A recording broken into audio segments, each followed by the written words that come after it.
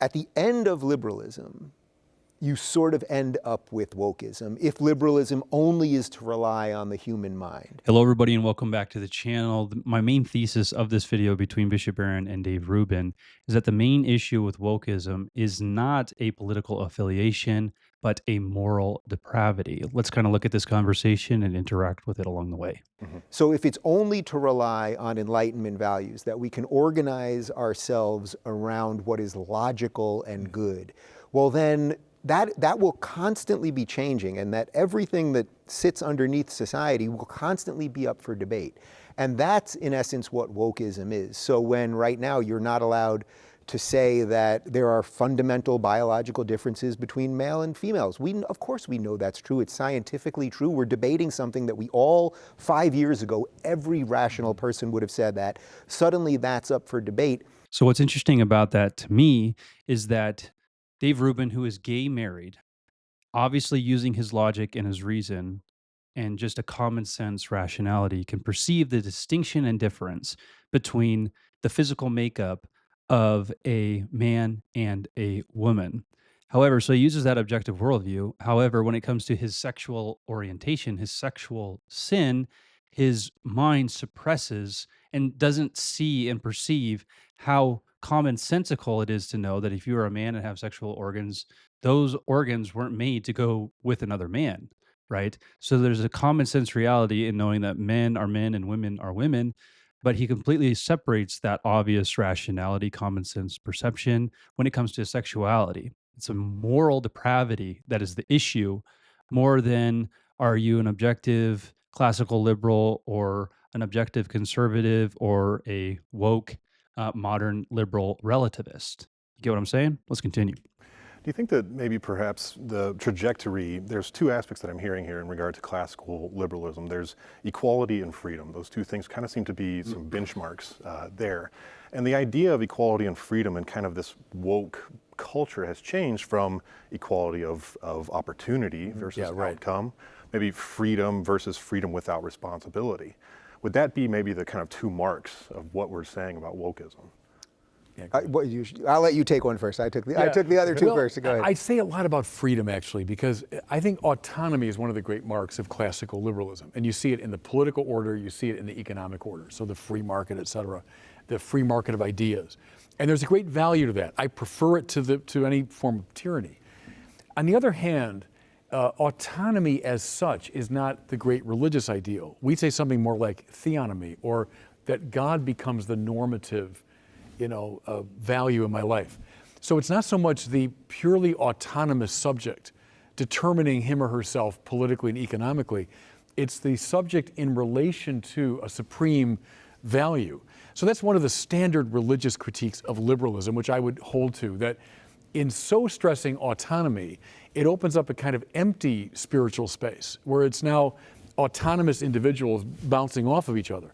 Now, there's something valuable about that in certain areas of life, but if we're lacking a moral framework that was classically provided by religion, I would say that's one reason why we move toward wokeism, why liberalism, which used to be undergirded by a very strong religious and moral framework, when that gave way, I think then you end up with wokeism. And you get the Nietzschean worldview, where the only lens is oppressor oppressed, is will to power against someone else's will to power. So I think that's a key thing, is how you construe freedom. Yeah. On what I call a freedom for excellence view, which is the classical view, religion plays a key role. If freedom is a matter of indifference and it's my autonomous self that sets the tone, then religion doesn't play as central a role. Well, I think there's interesting ways to frame this that I think can make it very human. So if you were to say to a young person, I look at you, you're 18 years old, you're white, you're fit, whatever it might be. I know that you're a Christian, let's say. Do you think that means I can deduce anything about you, really? Like, I can have some vague sense of who you are and what you are, but really I don't know what you think about anything. I don't really know that much into your belief system or how you behave or some of those things. And that no 18-year-old would want to be judged that way. Nobody walks around saying, boy, just if someone could just look at me, they would have the sum totality of everything I am. And this is the weird thing that's happened. We got to the end of equality, meaning we've given everyone equal rights in America. And then we got into this bizarre equity thing, which is now where you have the same people who were screaming that everyone should be themselves and we should be free and all that. And in my purview, that would be the correct idea for the most part. But now they're the same ones who now want racial quotas. I mean, we're here in California right now where the state is actually there are legislators literally trying to get the Civil Rights Act basically removed from our legal system so that we will have, okay, you're going to have X amount of black people, X amount of trans people, X amount of women. The idea of that, going from equality to equity, has caused us to believe in things, I know not us, but has caused many people to believe in things that we would have called bigotry 20 years ago. Oh, in your hiring practice, you say that we should have 4 black people and 5 Latinos. Be dictated by law. And now it'll be dictated by law. Yeah. By the way, the same things that we were passing, the 1964 Civil Rights Act, was to get rid of these things, right? To get rid of the ideas of quotas, and that you would be hired based on your skill set. And so they've managed to flip everything upside down. And that's why so many people are so confused, because at the very base level, it sort of sounds right. We want more diversity. Right. That kind of sounds right. But when you really think about what that means, you realize, well, what you're doing is actually taking away the most human part of all of us. And equality of outcome leads by a very short road to some kind of tyranny. Tyranny and a lot of unqualified people getting jobs. And a lot of unqualified people getting jobs. My initial response to his view that you can't intuit based off of affiliations, let's say, that's probably what he's combating, based off affiliations, it's basically this. If you act in, you commit adultery or you marry another person, I don't think that it's shrouded 100%.